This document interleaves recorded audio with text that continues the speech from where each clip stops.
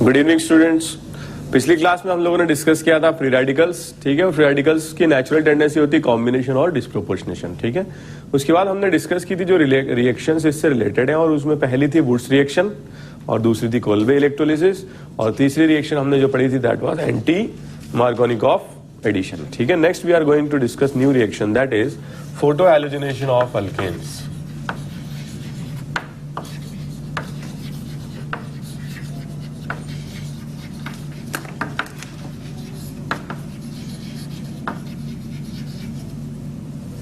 Photo halogenation of alkanes. Photo halogenation reaction क्या होती है? जैसे अगर अपन देखें अल्केन्स की रिएक्शन हम कराते हैं with halogens either by using HMu और हीटिंग और हाई टेम्परेचर और इन द प्रेजेंस ऑफ पेरोक्साइड्स, तो क्या होता है H की जगह पर X सब्स्टिट्यूट हो जाता है with the formation of HX. So this is a kind of substitution reaction, but which involves generation of free radicals. So such type of reactions are known as free radical substitution. क्या बोलेंगे? Free radical substitution, ठीक है। तो इसमें अगर अपन देखें बहुत interesting fact है जो हम यूज कर रहे हैं वो है हैलोजेंस। हैलोजेंस जो होते हैं उनकी बहुत वीक बॉन्ड एनर्जीज होती हैं, बहुत कम बॉन्ड एनर्जीज होती हैं, वीक बॉन्ड्स होते हैं। जानते हो क्यों? Because of the repulsion, single bond है, ठीक है, बॉन्ड ऑर्डर 1 है और रिपल्शन की वजह से वीक बॉन्ड एनर्जीज होती हैं, ठीक है। अगर हम कंपेयर करें बॉन्ड एनर्जीज को तो सबसे स्ट्रॉन्ग बॉन्ड होते हैं HF, 1s2p overlapping, HCl, 1s3p week हो जाएगा। इसके बाद नॉर्मली आते हैं CH, कार्बन H बॉन्ड, इसके बाद HBr, इसके बाद HI और उसके बाद आते हैं ये हैलोजेंस। हैलोजेंस बहुत वीक होते हैं। अगर अपन बॉन्ड एनर्जीज कंपेयर करें तो ये ऑर्डर रहेगा बॉन्ड एनर्जीज का। इस डायरेक्शन में बॉन्ड एनर्जी क्या करेगी? डिक्रीज करेगी। इसके बाद आते हैं, बताओ सबसे वीक बॉन्ड इसमें कौन सा होता है हैलोजेंस में? I2, एक्सेप्शनली F2, फिर Br2 और फिर Cl2, ओके।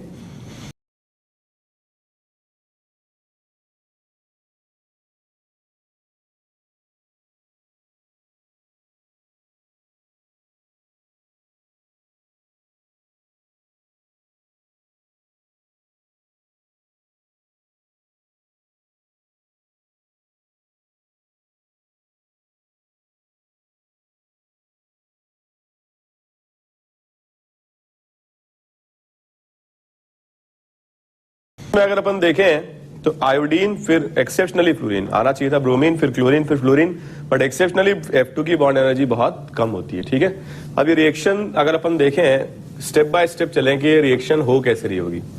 अपन ने लिया HMu, heating, high temperature, in the presence of peroxide, all these are those medium which will assist in the generation of free radicals.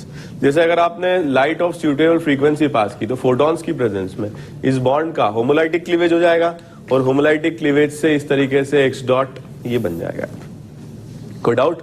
अब एक बार ये फ्री रेडिकल्स बन गए तो ये होंगे तो unstable, they will react with other molecules. तो इसमें और अदर मॉलिक्यूल है क्या? Alkane, clear. तो अल्केन के साथ जब ये रिएक्शन करता है तो इस तरीके से इस बॉन्ड का क्लीवेज होता है with the generation of this kind of transition state, और ये बन जाता है HX प्लस R डॉट। कोई डाउट? तो एक बार ये R डॉट बन गया उसके बाद क्या होता है? जो वीक बॉन्ड है R डॉट, वीक बॉन्ड कौन सा है? XX, इस पर फिर से रिएक्शन करता है, ट्रांजिशन स्टेट बनती है और इस तरीके से बन जाता है RX प्लस क्या बन जाता है? X dot. तो जो भी फ्री रेडिकल रिएक्शंस होती है वो 3 स्टेप्स में होती है। पहली स्टेप होती है जनरेशन ऑफ फ्री रेडिकल, और जनरेशन ऑफ फ्री रेडिकल को हम क्या बोलते हैं? इनिशिएशन। क्या बोलते हैं? इनिशिएशन का मतलब होता है एक बार स्टार्ट हो जाना। आप जानते हो फोटोज जो बनते थे, जो रोल वाले जो फोटोज होते थे, तो वो क्या एक्सपोज हो जाए अगर लाइट को तो वो सारे खराब हो जाते थे। क्यों? क्योंकि लाइट मिल जाती थी, सनलाइट से क्या होता था कि ये इनिशिएट हो जाता था, और इनिशिएट होने के बाद क्या होता है? वो रिएक्शन अपने आप चलती रहती है। अगर आप देखोगे फ्री रेडिकल जो बन गए उससे R डॉट बनेगा, आर डॉट से फिर एक्स डॉट बनेगा, फिर से एक्स डॉट से सेकेंड स्टेप होगी, यस और नो, सेकेंड से थर्ड, साइक्लिक प्रोसेस से चलता रहेगा। और ये एक्चुअल प्रोसेस है जिससे रिएक्शन होती है, तो एक बार कराना होता है बस। और इस स्टेप को हम क्या बोलते हैं? Propagation step. ये तो जानते हो ना आप। बहुत रेयरली ऐसा होगा क्योंकि फ्री रेडिकल का नंबर बहुत कम है, और अगर नंबर बहुत कम है तो इनका आपस में जो कोलिजन होगा बहुत रेयरली हो सकता है। और ऐसी स्टेप्स जिनमें फ्री रेडिकल्स डिस्ट्रॉय हो जाते हैं, इन स्टेप्स को क्या बोलते हैं? Termination step. लेकिन इनका कोई इंपॉर्टेंस नहीं है, बहुत रेयर होता है, बहुत ही रेयर होता है। क्यों? क्योंकि इनका फ्री रेडिकल का जो नंबर होता है मिक्सचर में वो बहुत ही कम होता है। ठीक है, तो टर्मिनेशन स्टेप वैसे बिल्कुल ही इंपॉर्टेंट नहीं होती हैं, मगर टर्मिनेशन स्टेप हमेशा रिएक्शन के रेट को स्लो करती है। ठीक है, सो इंपॉर्टेंट है ये दोनों स्टेप्स, सेकेंड और थर्ड। इसमें से डिफिकल्ट कौन सी है? देखो, फर्स्ट सेकेंड स्टेप में ये बॉन्ड टूटेगा और थर्ड में ये टूटेगा। किसकी बॉन्ड एनर्जी ज्यादा है? ज्यादा स्टेबल बॉन्ड है ना ये, और अगर ज्यादा स्टेबल बॉन्ड है तो ये जो स्टेप होगी ये क्या होगी? स्लो होगी। यहाँ क्या होगी? आरडीएस होगी। तो स्लो स्टेप या आरडीएस क्या है? सीएच बॉन्ड का क्लीवेज। समझ में आया? तो सीएच बॉन्ड के क्लीवेज से बनता क्या है? एचएक्स। तो सीएच और एचएक्स की बॉन्ड एनर्जी से हमें पता चलेगा कि अलग अलग जब हम लेंगे halogen, fluorine, chlorine, bromine, iodine, तो रिएक्शन का नेचर क्या रहेगा, कौन सी रिएक्शन में एनर्जी रिलीज होगी और कौन सी रिएक्शन में एनर्जी अब्सॉर्ब होगी। I hope it is clear. Note करो।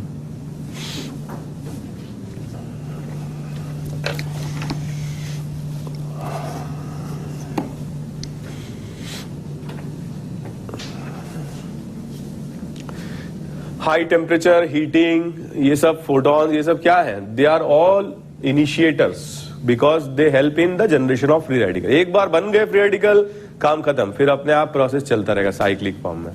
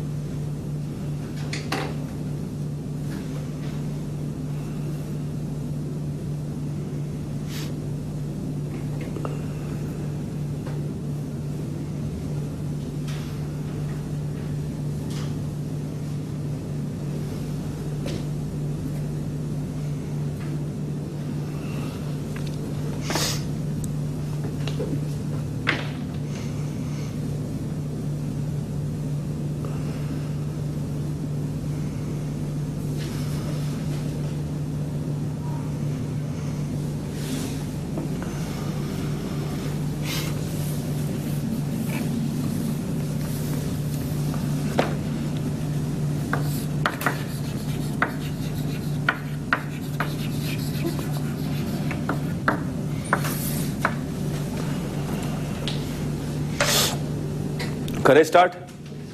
जैसे हम फ्लोरिनेशन कराते हैं,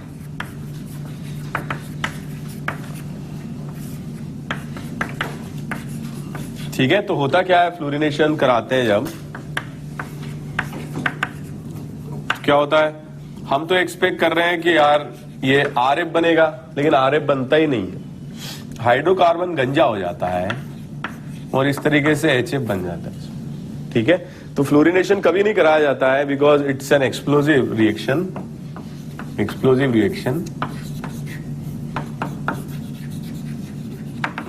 and it is difficult to control.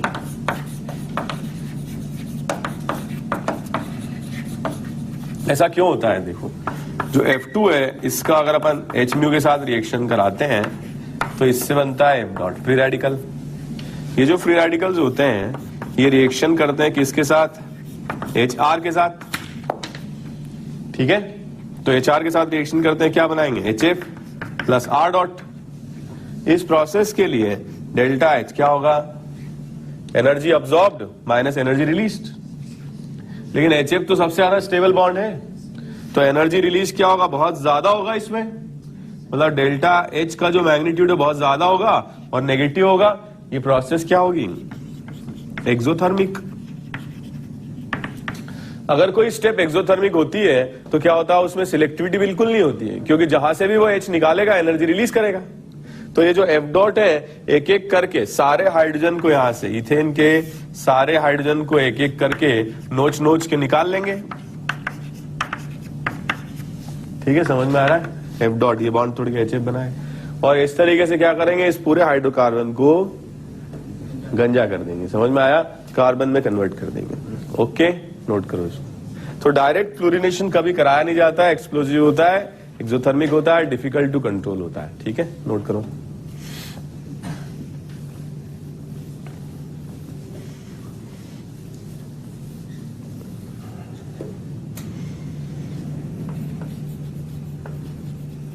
कभी अपन ने नॉमेनक्लेचर में आप लोगों ने पढ़ा होगा, how many monochlorinated products are formed, ऐसे लिखते हैं ना, ऐसे थोड़ी लिखते हैं मोनोफ्लोरिनेटेड प्रोडक्ट, वो बनते ही नहीं है मोनोफ्लोरिनेटेड। ठीक है, बिकॉज जो फ्लोरीन है बहुत बदमाश है, क्या करता है, ठीक है, समझ गए ना आप लोग, बाल्ड।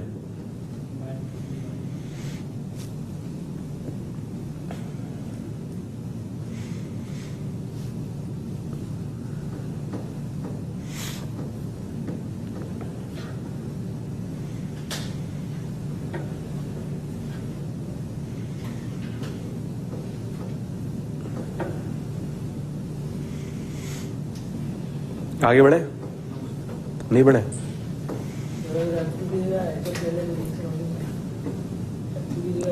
HF के हाइलोजनेशन करा रहे हो, HF से कैसे होगा? हाइलोजनेशन तो हाइलोजन से ही होगा ना, हाइड्रोजन फ्लोराइड से थोड़ी होगा। HF तो कुछ होगा ही नहीं, बनेगा ही नहीं फ्री रेडिकल। F2 से फ्री रेडिकल इसलिए बन रहा है क्योंकि वीक बॉन्ड है, HF थोड़ी टूटेगा। आप होमोलिटिक क्लीवेज कब करा सकते हो, जब सेम टाइप के एलिमेंट हो। होमोलिटिक क्लीवेज से फ्री रेडिकल बनते हैं, हैलोजन से इसलिए बनते हैं क्योंकि वीक बॉन्ड होता है। समझ में आया? वीक बॉन्ड होगा, आसानी से टूटेंगे बॉन्ड्स और फ्री रेडिकल जनरेट होंगे। एक बार जनरेट होंगे फ्री रेडिकल, फिर दूसरे मॉलिक्यूल पर अटैक करके दूसरे फ्री रेडिकल में कन्वर्ट हो जाएंगे, प्रोपगेट हो जाएंगे। समझ में आया? आगे बढ़े। Okay, next is chlorination. When we discuss about the chlorination, तो क्लोरिनेशन जैसे कि आइसोमेरिज्म में भी आया था कि जब हम क्लोरिनेशन कराते हैं तो सारे टाइप के प्रोडक्ट बनते हैं। 2 क्लोरो भी बनता है, 1 क्लोरो भी बनता है, सारे बनते हैं। ठीक है, मतलब ये जो रिएक्शन है ये क्या है, नॉन सिलेक्टिव। नॉन सिलेक्टिव जानते हो, कोई पर्टिकुलर कार्बन ऐसा नहीं है जिस पर रिएक्शन हो दूसरे पर ना हो, या कोई मेजर बनाए कोई माइनर बनाए, ऐसा नहीं है, बन सकते हैं। नॉन सिलेक्टिव होती है, बट ये रिएक्शन कंट्रोलेबल होती है। देखो ऐसा है, जो इसमें जो स्लो स्टेप है दैट इज Cl डॉट, ये तो बन जाएगा ना Cl2 से Cl dot. Cl dot HR पर जब रिएक्शन करेगा क्या बनेगा, HCl plus R dot. Well, this reaction is also exothermic, but the difference of bond energies between CH and HCl is very less. Of course यहां पर क्या होगा, less stable bond टूटेगा और मोर स्टेबल बनेगा, but the difference is very less.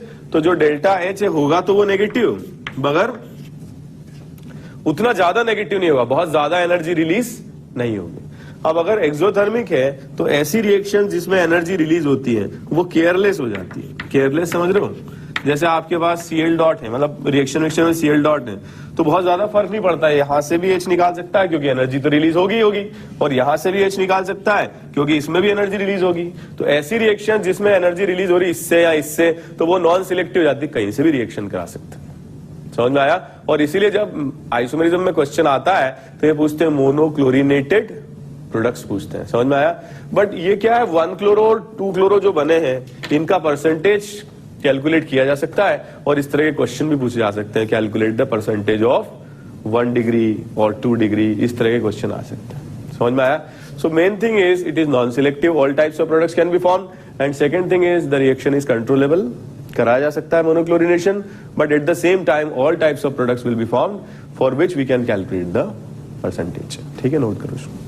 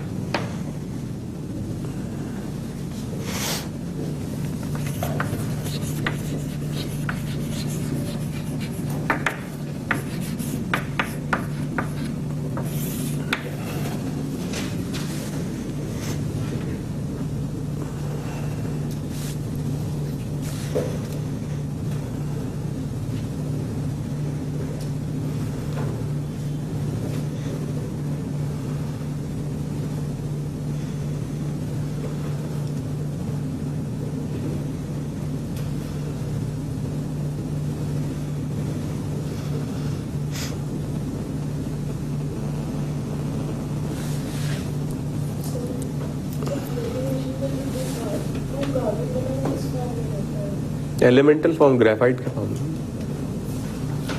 आगे बढ़े। Okay, so we can calculate the percentage of chlorinated products. जैसे फॉर एग्जांपल अपन ने Cl2H से रिएक्शन कराई तो दोनों बन सकते हैं 2 chloropropane and 1 chloropropane. How can you calculate the percentage? Well, there are 2 factors which will decide the percentage. पहला, अगर मान लो यहां से 1 डिग्री से बनता है 1 क्लोरो बनता है तो 6 हाइड्रोजन है जिससे बन सकता है, तो ज्यादा कोलिजन फ्रीक्वेंसी होगी। लेकिन अगर फ्री रेडिकल की स्टेबिलिटी की बात करें, क्योंकि आखिरकार Cl डॉट से रिएक्शन करके HR क्या बनाता है, R डॉट बनाता है ना, तो इसकी स्टेबिलिटी भी तो इंपॉर्टेंस प्ले करती है। तो ज्यादा स्टेबल लेकिन क्या होगा, 2 डिग्री होगा। लेकिन नंबर ऑफ कोलिजन्स किस पे ज्यादा हो सकते हैं, 1 डिग्री पर। सो पहला फैक्टर है reactivity. Reactivity is decided on the basis of stability of free radical. Of course 1 degree वाला लीस्ट स्टेबल है, इसका रेशियो मानते हैं 1 स्टैंडर्ड, ठीक है। और 2 डिग्री वाला मोर स्टेबल है तो इसकी रिएक्टिविटी ज्यादा होगी बनने की, और 3 डिग्री वाला सबसे ज्यादा स्टेबल है तो इसकी रिएक्टिविटी सबसे ज्यादा होगी। Unless otherwise mention, use this standard value of reactivity. अगर क्वेश्चन में दे ही दे आपको क्वेश्चन को आसान बनाने के लिए यूज रिएक्टिविटी एज 1:4:5 तो मजा आ गया, और नहीं तो फिर आप ये वैल्यू यूज करें, ठीक है। दूसरा है number of hydrogen atom, N1 degree, number of 1 degree H atom, ठीक है। जैसे इसमें कितने हैं, 6 हैं, ठीक है। N2 degree, number of 2 degree H atoms, and N3 degree, number of 3 degree H atoms. कोई डाउट? तो इससे हम कैलकुलेट कर सकते हैं परसेंटेज। कैसे?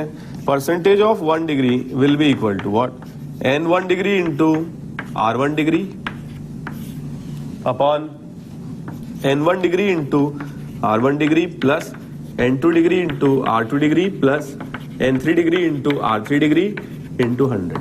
सो numerator will represent the formation of 1 degree and denominator will represent the formation for all. तो इस तरह से हम परसेंटेज निकाल सकते हैं। समझ में आ रहा है? सिमिलरली परसेंटेज ऑफ 2 डिग्री भी हम निकाल सकते हैं। कैसे? R2 degree into N2 degree divided by sum of Ri into Ni। Clear? And percentage of 3 degree can be calculated as R3 divided by sum of Ri into Ni, ठीक है। यहां पर जैसे अपन निकालें इसका परसेंटेज 2 डिग्री का, ठीक है। सो यहां 1 डिग्री का पहले निकालते हैं, तो 1 डिग्री का परसेंटेज कितना होगा, N1 R1, what is N1, 6, R1 1, ठीक है। N2 R2, N2 कितना है, N1 R1 6 इंटू 1, N2 कितना है, 2 है ना H, 2 degree H into 3.8 into 100। कोई डाउट? 3 डिग्री तो है ही नहीं, कोई मतलब ही नहीं उसकी बात करने का। सिमिलरली इसके लिए परसेंटेज निकाल सकते हो। Percentage of 2 degree, number of hydrogen 2 into reactivity 3.8 divided by 6 into 1 plus 2 into 3.8, ठीक है, इंटू 100। कोई डाउट? तो इस तरीके से 1 डिग्री और 2 डिग्री के परसेंटेज हम कैलकुलेट कर सकते हैं, ठीक है। नोट कर लीजिए।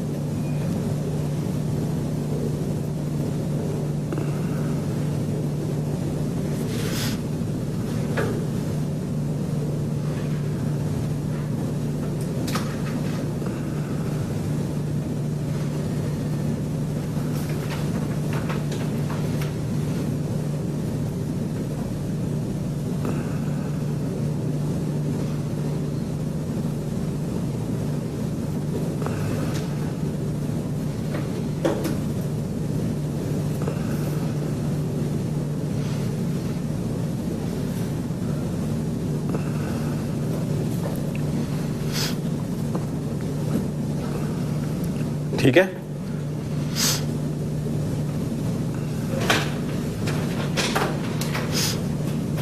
करें start. Next we'll discuss about bromination. तो ब्रोमिनेशन जब रिएक्शन कराते हैं सरप्राइजिंगली, एक तो क्या बहुत आसान रिएक्शन है, लेकिन सरप्राइजिंगली इसमें सिलेक्टिव प्रोडक्ट बनता है, यही बनता है बस, बहुत रेयरली दूसरे बनते हैं, बहुत लो परसेंटेज बनता है। ठीक है, तो इस तरह की जो रिएक्शन है वो क्या होती है, नॉन सिलेक्टिव, सॉरी सिलेक्टिव। ऐसा क्यों होता है? क्योंकि जैसे अपन इसकी रिएक्शन आरडीएस कराते हैं, B R dot plus H R, किस में कन्वर्ट होता है ये, H B R plus R dot में। तो एनर्जी अब्सॉर्ब और एनर्जी रिलीज से ये प्रोसेस क्या आ जाती है, एंडोथर्मिक। ज्यादा स्टेबल तो सी एच बॉन्ड है सीबीआर से, और एंडोथर्मिक के मतलब एनर्जी अब्सॉर्ब होगी। अब्सॉर्ब होगी तो क्या होगा, चुन चुन के खर्च करेगा।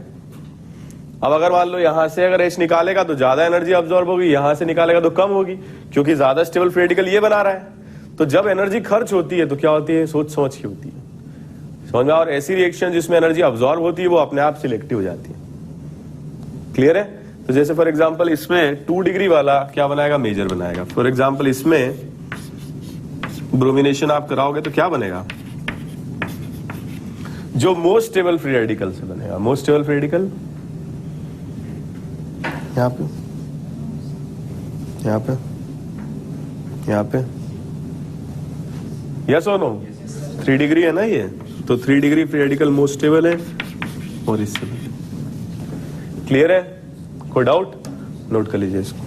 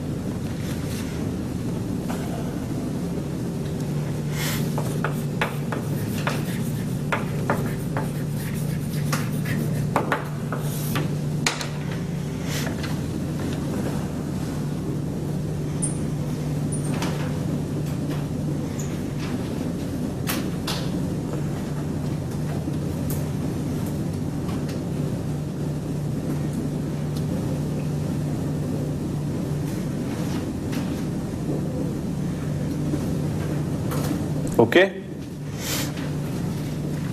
ओके, नेक्स्ट है आयोडीनेशन। आयोडीनेशन क्या होता है?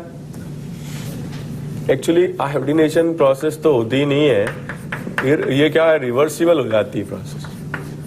क्या बनता है, आर आई और एच आई। अब जो इसकी मेन स्टेप है वो क्या है,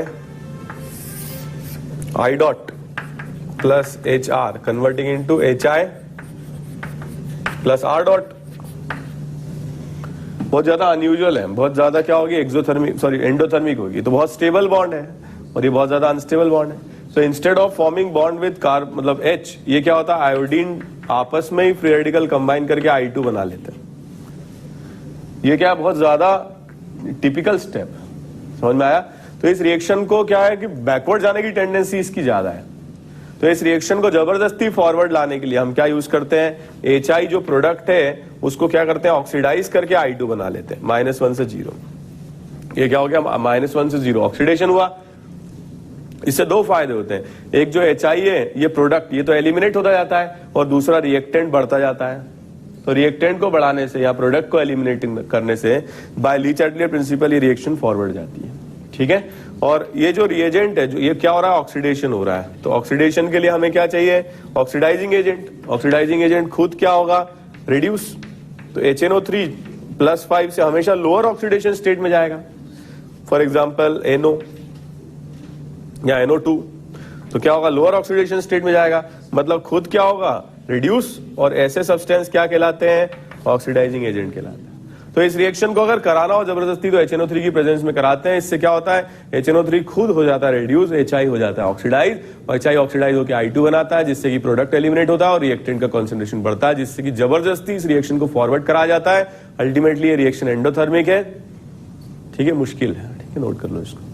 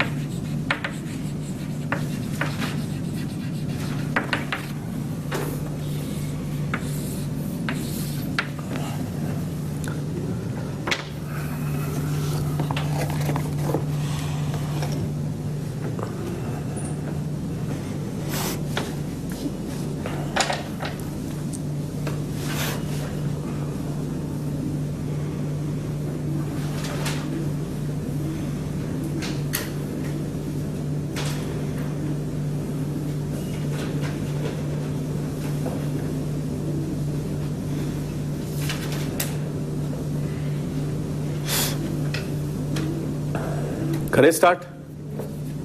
सो moving on to the next topic, ठीक है। फ्री रेडिकल्स में जो बची हुई डीपीपी 13, 15, 16 वो कंप्लीट कर लीजिए और नेक्स्ट क्लास में डिस्कस हो जाएंगे, ठीक है।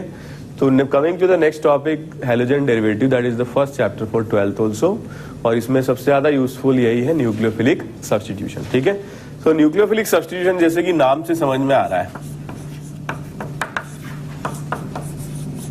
Substitution bye nucleophile. ऐसे अपन देखें अगर इस रिएक्शन में इफेक्टिवली हो क्या रहा है, एक कार्बन और लिविंग ग्रुप बॉन्ड को एक न्यूक्लियोफाइल सब्स्टिट्यूट कर दे रहा है, ये बन जा रहा है। एक बॉन्ड टूट रहा है और एक बॉन्ड बन रहा है, इसको क्या बोलते हैं, न्यूक्लियोफिलिक सब्स्टिट्यूशन। व्हाई, क्योंकि न्यूक्लियोफाइल इसको इनिशिएट कर रहा है। क्लियर। तो इसमें बेसिकली अगर अपन डिस्कस करें तो कुछ इंपॉर्टेंट फैक्टर्स होते हैं जो हमें डिस्कस करने हैं, ठीक है। सबसे इंपॉर्टेंट फैक्टर अगर अपन इस रिएक्शन की बात करें, so there are 4 factors which are important.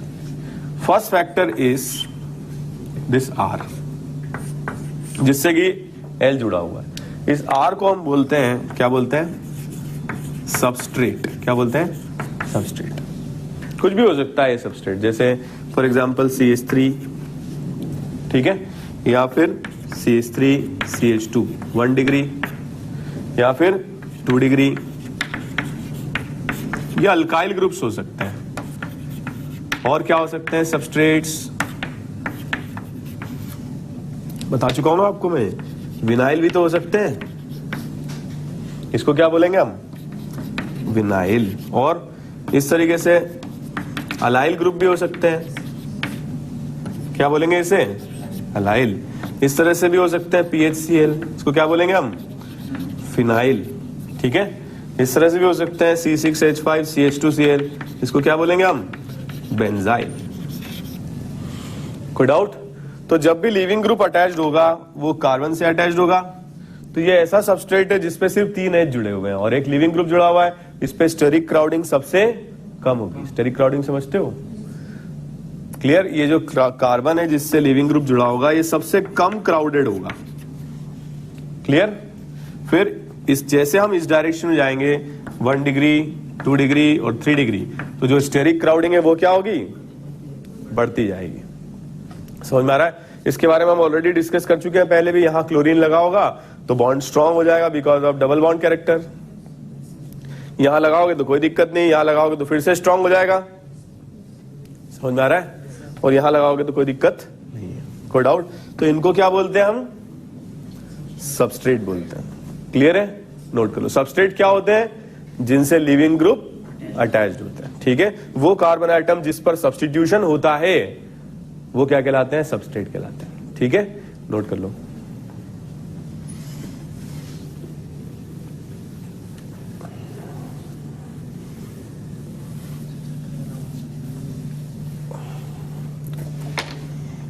क्या न्यूक्लियोफिलिक सब्स्टिट्यूशन, या आप ऐसे लिखो हैलोजन डेरिवेटिव।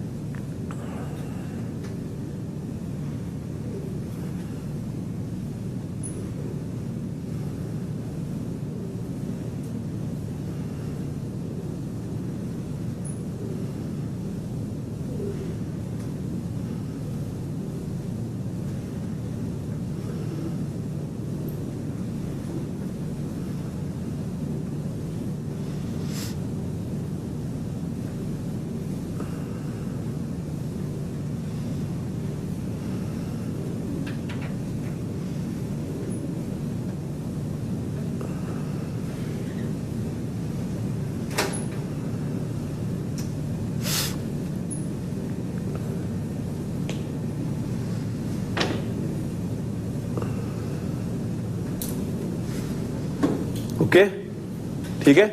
सेकेंड जो इसमें फैक्टर है that is nucleophile, NU। What is a nucleophile, बताओ। न्यूक्लियोफाइल क्या होते हैं, पॉजिटिव चार्ज को अट्रैक्ट करते हैं, वो तो ठीक है, लेकिन लोन पेयर जो डोनेट करके सिग्मा बॉन्ड बनाते हैं वो क्या कहलाते हैं, nucleophile. What is the difference between a nucleophile and a base. जैसे न्यूक्लियोफाइल जो होते हैं किसी भी एटम को इलेक्ट्रॉन पेयर डोनेट करके और बॉन्ड बना सकते हैं, समझ में आया।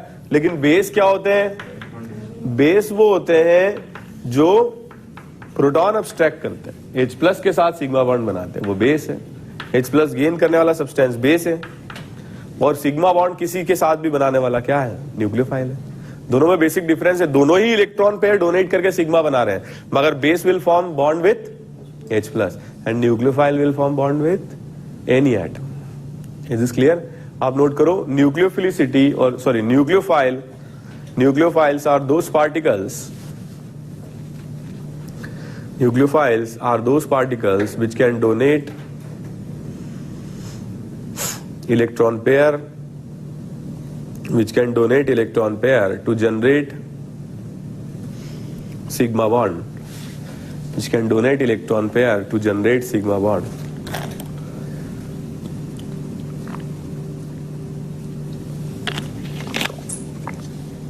Okay. Bases are those substances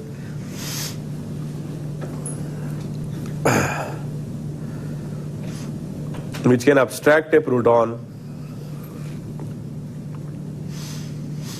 in the solution, which can abstract a proton in the solution.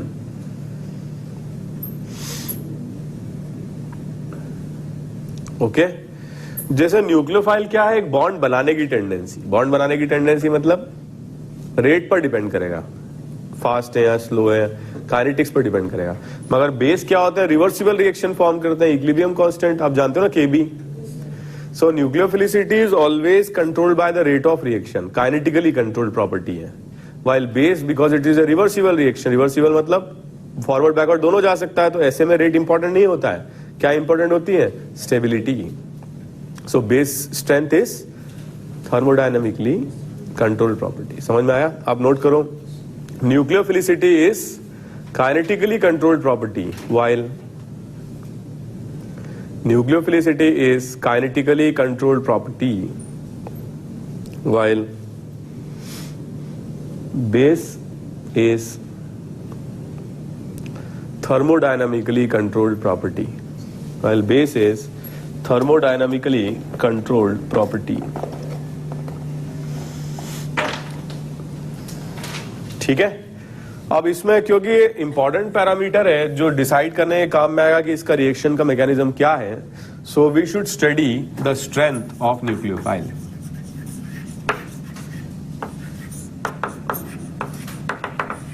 Strength of nucleophile इसमें सबसे पहले जब अपन स्ट्रेंथ डिस्कस करते हैं, हमेशा कोई चार्ज पार्टिकल स्ट्रॉन्गर न्यूक्लियोफाइल होगा किससे?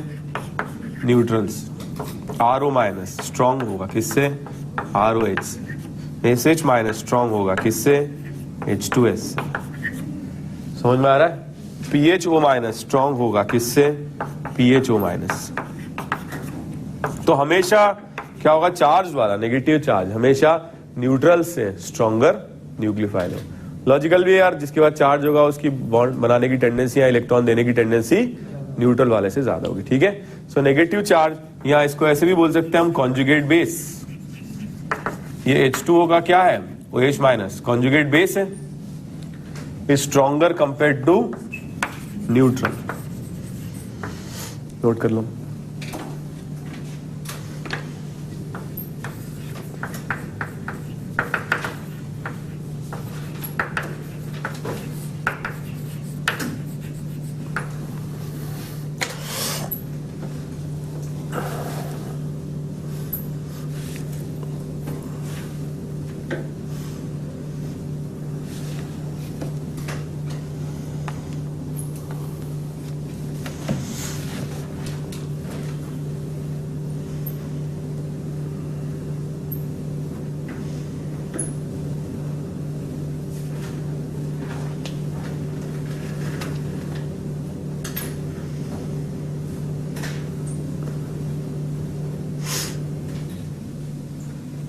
ठीक है, स्टार्ट करें।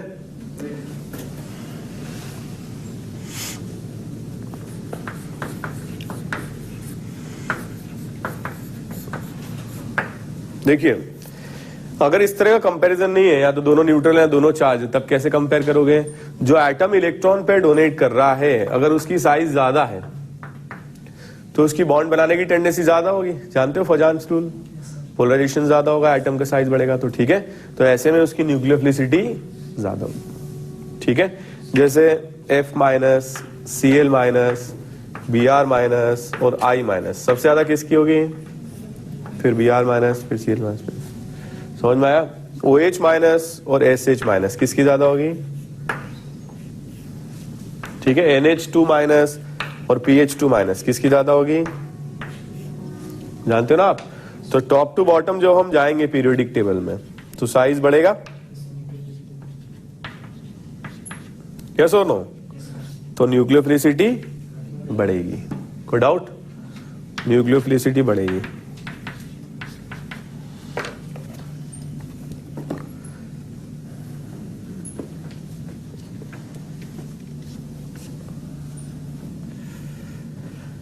ये मिटा दें।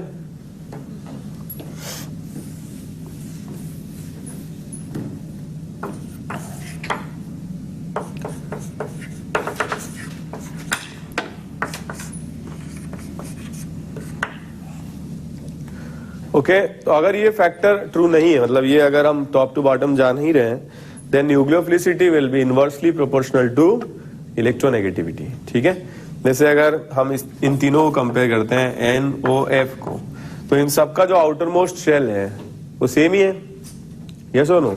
जब हम लेफ्ट टू राइट जाते हैं तो इलेक्ट्रोनेगेटिविटी बढ़ती है, यहाँ सल्फर और क्लोरीन इलेक्ट्रोनेगेटिविटी बढ़ती है, और इलेक्ट्रोनेगेटिविटी बढ़ेगी तो इलेक्ट्रॉन देने की टेंडेंसी कम हो जाएगी। ठीक है, तो इस डायरेक्शन में जब हम जाएंगे तो न्यूक्लियोफिलिसिटी क्या हो जाएगी? कम हो जाएगी। फॉर एग्जांपल मैं ये कह रहा था आपसे, F माइनस, OH माइनस और NH2 माइनस में से स्ट्रॉन्गेस्ट न्यूक्लियोफाइल कौन सा होगा? फिर OH माइनस, फिर F माइनस। समझ में आया? नहीं आया? SH माइनस और Cl माइनस में से कौन सा होगा?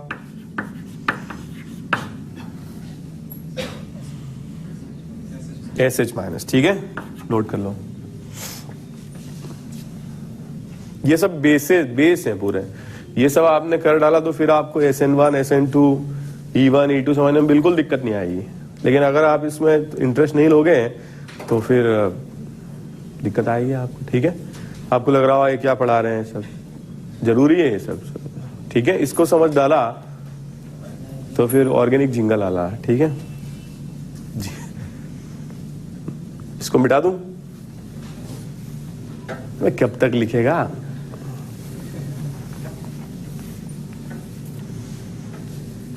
ठीक है, पार्टी करें, चाउमीन पार्टी करें। अच्छा, मैं कह रहा था आपको कि अगर ये सारे फैक्टर्स भी नहीं है तब हम किससे डिसाइड करते हैं? On the basis of other factors.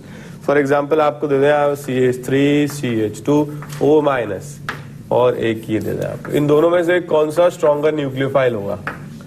Rule 1 चलेगा नहीं, दोनों चार्ज है। रूल 2 चलेगा नहीं, साइज सेम है। रूल 3 चलेगा नहीं, इलेक्ट्रोनेगेटिविटी सेम है। रूल 4 चलेगा। रूल 4 क्या है? एनायन से कोई मतलब नहीं। आप देखो ये वाला जो लोन पेयर है ये क्या है? रेजोनेंस स्टेबिलाइज्ड है। जब स्टेबल है तो डोनेट ही क्यों होगा? लेस डोनेटिंग पावर होगी। तो इन दोनों में से किसकी डोनेटिंग पावर कम होगी? समझ में आया? क्लियर है? कर लोगे? तो -m -h -i न्यूक्लियोफिलिसिटी कम करते हैं, +h +m +i क्या करते हैं? इंक्रीज करते हैं।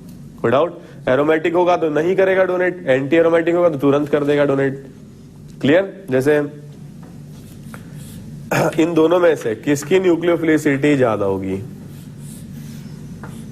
बताओ।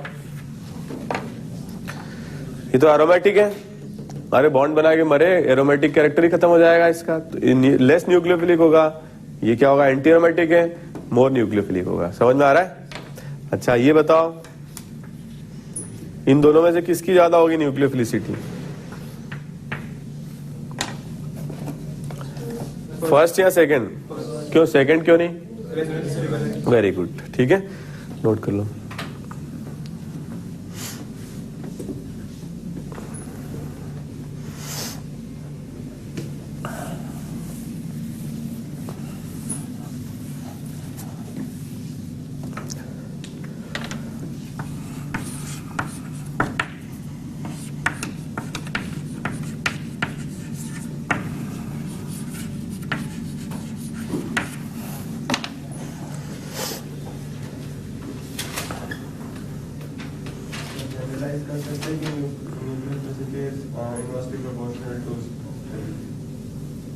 नहीं, जनरलाइज नहीं कर सकते हैं।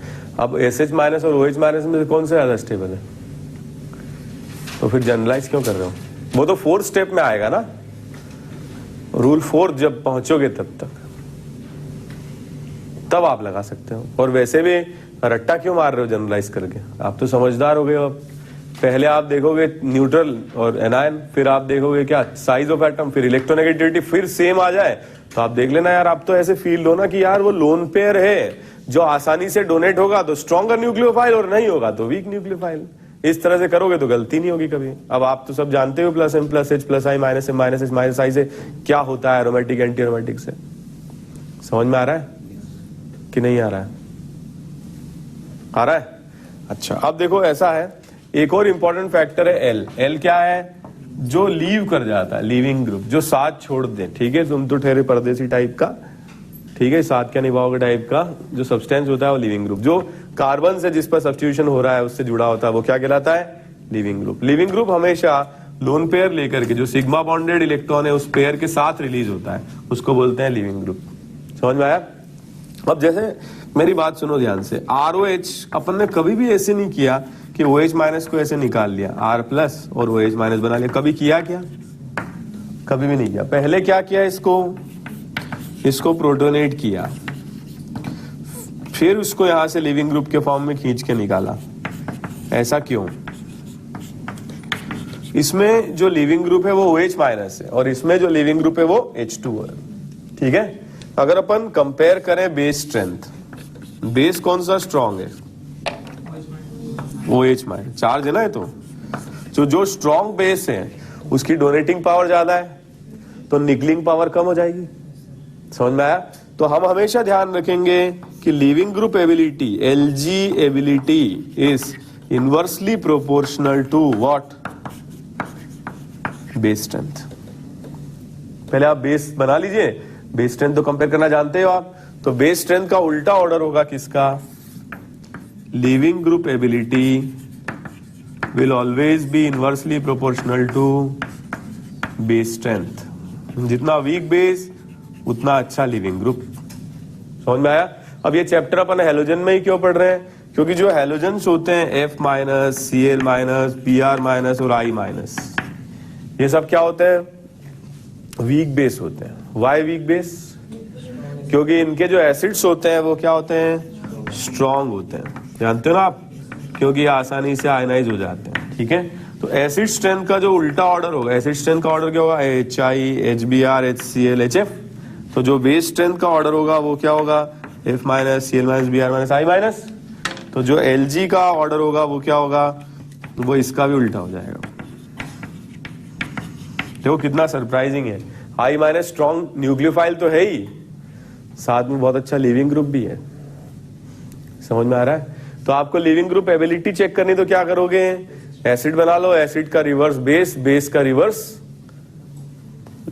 लिविंग ग्रुप, या एसिड की मतलब एसिड के पैरेलल ही आ जाएगा क्या, लिविंग ग्रुप एबिलिटी। समझ में आया। तो हमेशा ध्यान रखना, लिविंग ग्रुप एबिलिटी के लिए कोई और रूल नहीं लगेगा। The only rule which is followed is inversely proportional to base strength. ठीक है, कॉपी करो।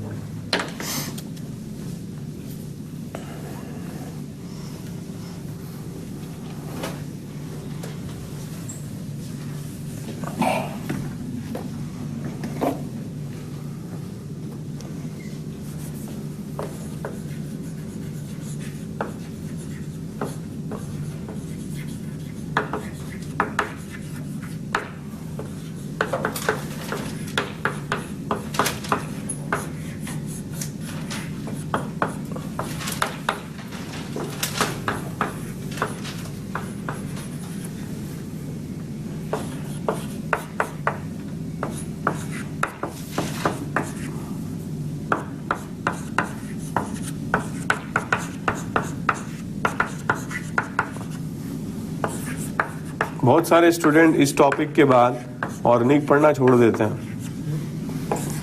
इन पेशेंस के साथ आप लोग पढ़ें, समझ रहे हो, क्योंकि इसके मतलब एक्चुअली क्या है, ये अगर आप समझोगे तो ही आप आगे बढ़ पाओगे, और अगर यार नहीं समझोगे तो फिर इसके बाद यहीं पे ऑर्गेनिक खत्म हो जाएगी, खत्म बस बहुत पढ़ लिए, ऐसा भी बोलने लग जाते हैं लोग। समझ रहे हो।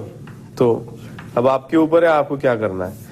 आज तो मैंने बहुत बेसिक बातें बताई हैं, नेक्स्ट क्लास में आएगा SN1 SN2, फिर उसका कंपेरिजन, पूरा चेन है, एक के बाद दूसरा, दूसरे के बाद तीसरा। पढ़ के नहीं आओगे कुछ नहीं आएगा समझ में आपको, ठीक है। जो बोलूंगा होमवर्क करके नहीं आओगे कुछ नहीं आएगा। नेक्स्ट क्लास में आप वो शीट जरूर ले आना हैलोजन डेरिवेटिव की, है ना सबके पास, वो लेकर के आइए क्लास में।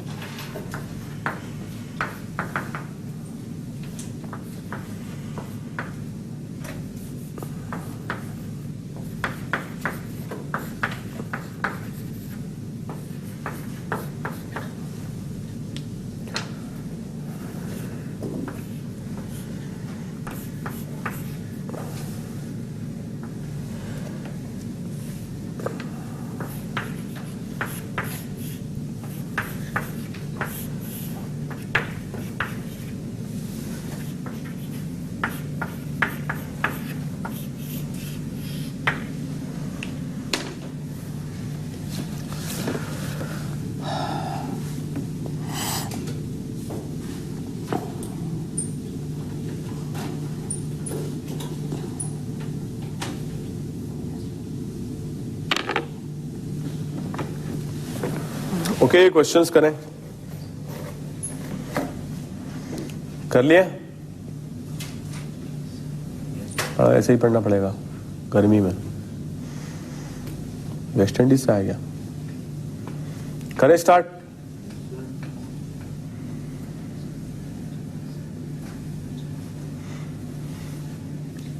फर्स्ट क्वेश्चन हो गया, कौन सा बेटर लिविंग ग्रुप होगा, ये वाला, ठीक है, क्योंकि ये तो रेजोनेंस स्टेबलाइज्ड होगा ना अपने। इन दोनों में से कौन सा होगा, जो नेगेटिव चार्ज है -I ग्रुप है, स्टेबलाइज कर देगा। नेक्स्ट क्वेश्चन, ये अच्छा लिविंग, अभी तो देखा हमने, OH माइनस अच्छा लिविंग ग्रुप नहीं है, क्या है, H2O, ये वीक है ना बेस, ये स्ट्रॉन्ग बेस है। नेक्स्ट क्वेश्चन, ये -I लगाएगा तो माइनस चार्ज स्टेबल होगा, तो ये होगा बेटर लिविंग ग्रुप, कोई डाउट। नेक्स्ट क्वेश्चन, इसमें जो ऊपर आएगा लोन पेयर या नेगेटिव चार्ज, वो इसके साथ रेजोनेंस स्टेबलाइज्ड होगा, तो ये बेटर लिविंग ग्रुप होगा। नेक्स्ट क्वेश्चन, इसमें जो नाइट्रोजन पर लोन पेयर आएगा इन दोनों के साथ -M से स्टेबलाइज्ड होगा, तो ये बेटर लिविंग ग्रुप होगा, ठीक है।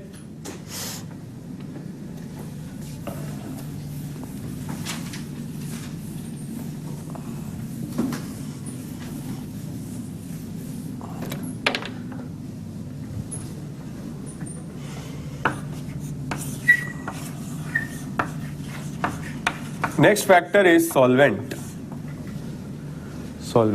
सॉल्वेंट क्यों चाहिए यार? अब बॉन्ड टूट रहा है, बॉन्ड बन रहा है, तो कोलिजन तो होना ही चाहिए, और कोलिजन के लिए क्या चाहिए? मॉलिक्यूल्स की मोबिलिटी चाहिए। तो रिएक्शन या तो क्या हो सकती है? गैसियस फेज में हो सकती है, या किस में हो सकती है? सॉल्वेंट।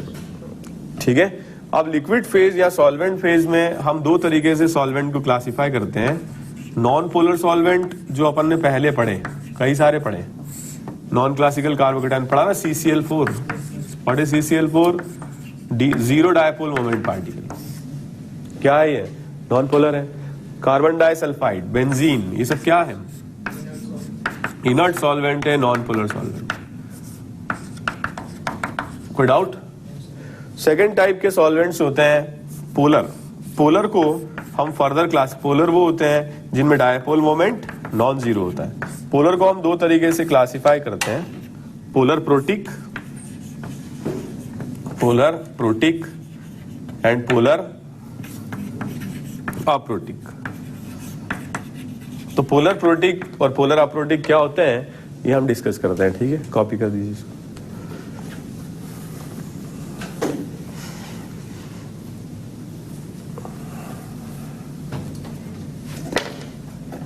ठीक है, पढ़ रखा है कभी पोलर प्रोटिक? कभी नहीं पढ़ा? तो फिर कभी कैसे पढ़ लिया आपने? SN1 पढ़ा था कभी? SN1 बिना इसके पढ़ लिया? Very good. कौन सा ये पोलर प्रोटिक? अच्छा, नाम तो सुना ही होगा, नाम सुना है। अच्छा ठीक है, पोलर प्रोटिक क्या होते हैं बताओ? एक तो पहली बात, ये पोलर जानते हो जिसमें डायपोल मोमेंट हो। ठीक है, तो जैसे सबसे बढ़िया सॉल्वेंट पोलर प्रोटिक है वाटर, हाइड्रोजन और ऑक्सीजन में से मोर इलेक्ट्रोनेगेटिव ऑक्सीजन है और लेस इलेक्ट्रोनेगेटिव हाइड्रोजन है, तो ये शेयर्ड इलेक्ट्रॉन पेयर ऑक्सीजन की तरफ शिफ्टेड होते हैं, और यही कारण है कि इसके अंदर डायपोल मोमेंट नॉन जीरो होता है। ठीक है, प्रोटिक वो होते हैं, प्रोटिक का मतलब होता है where hydrogen atom is attach to oxygen और नाइट्रोजन और फ्लोरीन। इस तरीके के जो सॉल्वेंट होते हैं इनमें बहुत ज्यादा डिफरेंस होता है इलेक्ट्रोनेगेटिविटी का, और इसमें जो डायपोल बनता है वो भी बहुत ज्यादा स्ट्रांग बनता है। इस तरीके के सॉल्वेंट क्या कहलाते हैं? Polar protic. कैसे पहचानोगे? है क्या ये पोलर प्रोटिक? यस और नो? ये है क्या?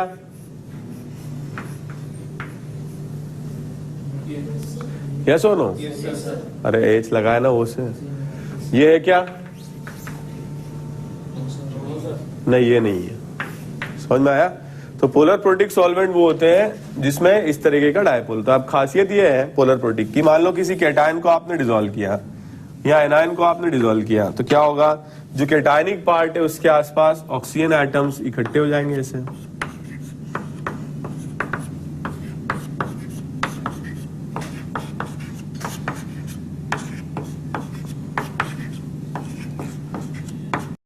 इस तरीके से, समझ में आया? और इसको क्या कर देंगे? कैटायन को सॉल्वेट कर देंगे। जैसे अपन लिखते हैं ना Na+ एक्वस, तो अपन ये एक्वस मतलब Na+ का क्या हुआ पानी में जाने के बाद? ये हुआ। समझ में आया? इसको बोलते हैं सॉल्वेशन। ये कौन सा अट्रैक्शन है? Ion dipole attraction. जानते हो ना, केमिकल बॉन्डिंग में पढ़ेंगे अपन, आयन डायपोल अट्रैक्शन। ठीक है, फिर अगर अपन देखें इसमें एनायन जो होगा उस पर क्या होगा? हाइड्रोजन साइड से ये इस पर अट्रैक्शन शो करेगा और इस तरीके से इसको घेर लेगा।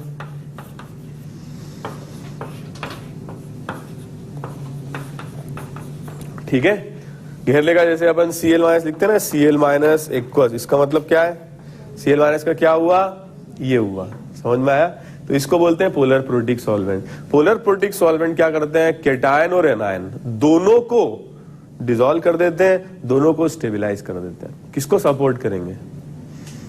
SN1 को, क्योंकि उसमें फर्स्ट स्टेप में क्या बनता है?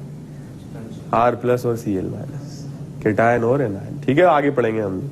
तो खास बात क्या पोलर प्रोटिक की? They solvate both cations and anions. Note कर लीजिए।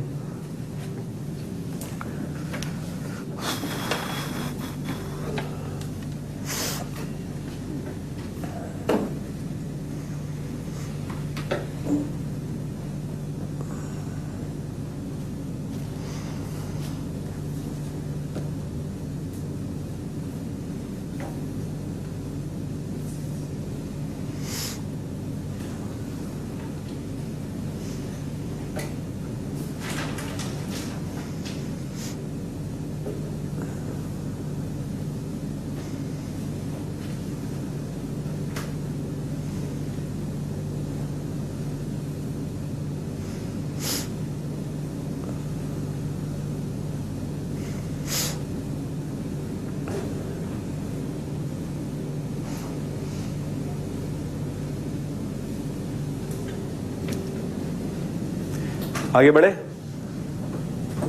लिख लिया?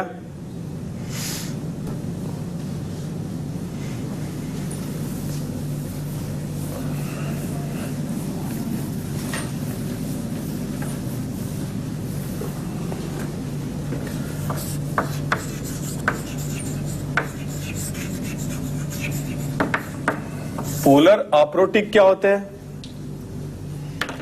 जैसे एक बहुत बेसिक एग्जांपल है DMSO, नाम तो सुना ही होगा, नाम सुना है? What is DMSO? Dimethyl sulphoxide. अब इसमें अगर अपन देखें तो है तो ये पोलर, क्योंकि इन दोनों के बीच में क्या है, चार्ज तो आ रहा है, सेपरेशन तो आ रहा है, ठीक है तो ये पोलर, मगर ये पोलर प्रोटिक नहीं है। तो इसका जो नेगेटिव एंड है वो तो फ्री है, तो जो कैटायन है उसको तो मजा आ जाएगा, सॉल्वेट हो जाएगा। समझ रहे हो क्या है ये? Ion dipole interaction. लेकिन जो एनायनिक पार्ट होगा वो सॉल्वेट नहीं, उसकी सल्फर तो इनर साइड में है ना, उसके आसपास तो क्राउडिंग है। वो तो हाइड्रोजन था जो एक एंड से जुड़ा हुआ था, तो एक एंड से फ्री था, सल्फर थोड़ी फ्री है। तो एनायन जो होगा वो सॉल्वेट नहीं हो पाएगा, कोई डाउट?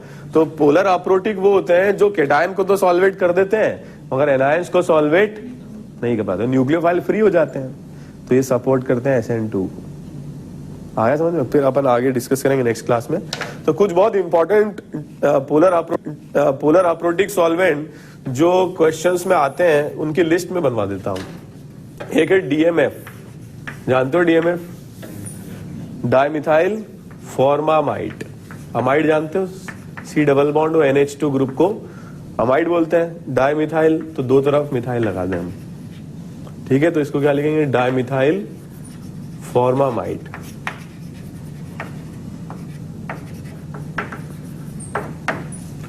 DMA नाम सुना है?